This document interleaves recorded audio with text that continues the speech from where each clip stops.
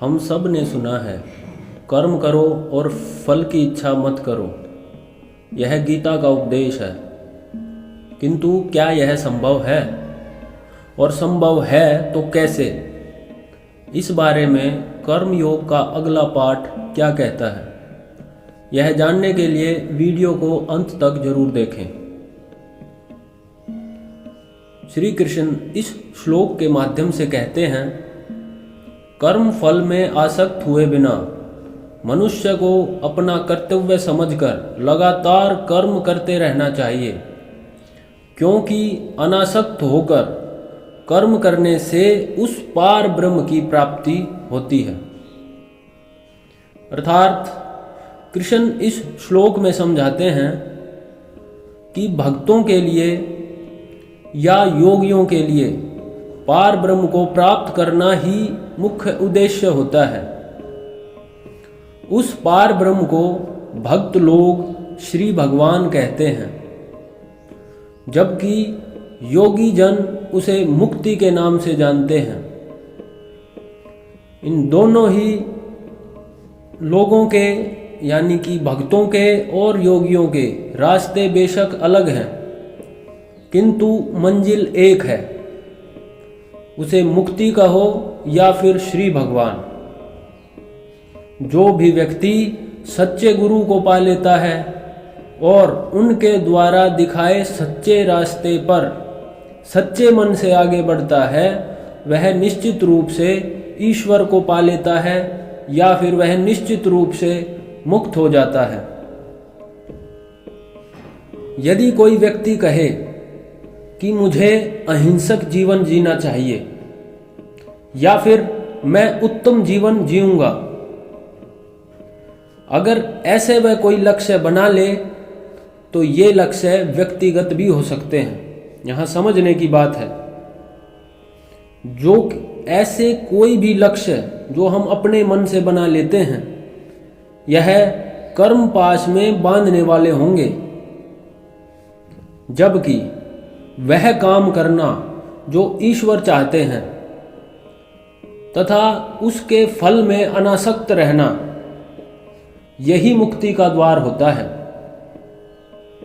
जिस प्रकार श्री कृष्ण चाहते थे कि अर्जुन युद्ध करे, अर्जुन अधर्म को समाप्त करे, परंतु अर्जुन द्वारा अहिंसा का रास्ता चुनना एक व्यक्तिगत आसक्ति थी।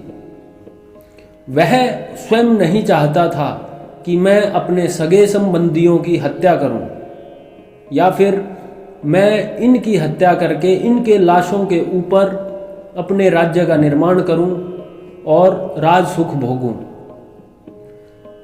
किंतु गीता में कहा गया है कि यह एक व्यक्तिगत आसक्ति है, अर्थात यह उसका व्यक्तिगत लक्ष्य है, यह भगवान का आदेश नहीं है। इसलिए यदि अर्जुन श्री कृष्ण द्वारा निर्देशित कर्म नहीं करता तो वह उत्तम पुरुष होकर भी, सबसे बड़ा धनुर्धर होकर भी, श्री कृष्ण का महान भक्त होकर भी नरक का पात्र ही होता। भगवान के और सच्चे सतगुरु के आदेशों के अनुसार कर्म करना और फल की कोई इच्छा नहीं रखना, यही उच्चतम कोटि का पूर्ण कर्म है। इसकी संस्तुति भगवान श्री कृष्ण ने गीता में की है।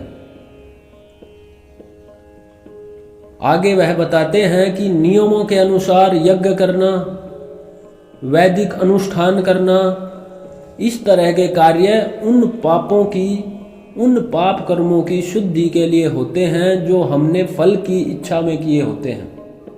कितने ही कर्म हैं जो हम फल की इच्छा में करते रहते हैं, दिन रात करते रहते हैं।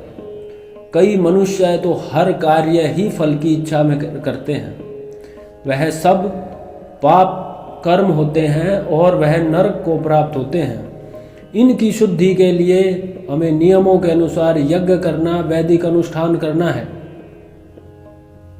किंतु यदि हम कर्म पाश में फंसना ही नहीं चाहते, यदि हम इन चक्रों में घुसना ही नहीं चाहते, तो बताते हैं जो व्यक्ति गुरु के बताए रास्ते पर चलता हुआ अपने भीतर बैठे ईश्वर की खोज में प्रयासरत रहता है।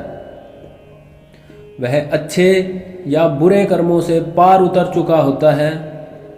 ऐसा व्यक्ति फल के बारे में बिल्कुल भी नहीं सोचता है और हर कर्म को ईश्वर के चरणों में समर्पित करता है। ऐसा व्यक्ति समस्त कर्मों में रत रहकर भी अनासक्त रहता है और यही केवल एक विधि है जिसके द्वारा यह सूत्र फलीभूत हो सकता है कि कर्म करो और फल की इच्छा मत करो, अन्यथा हमारे हर कर्म फल की इच्छा से किए जाएंगे और वह पाप युक्त कर्म होंगे। आप सबको नमस्कार। आपका दिन शुभ रहे।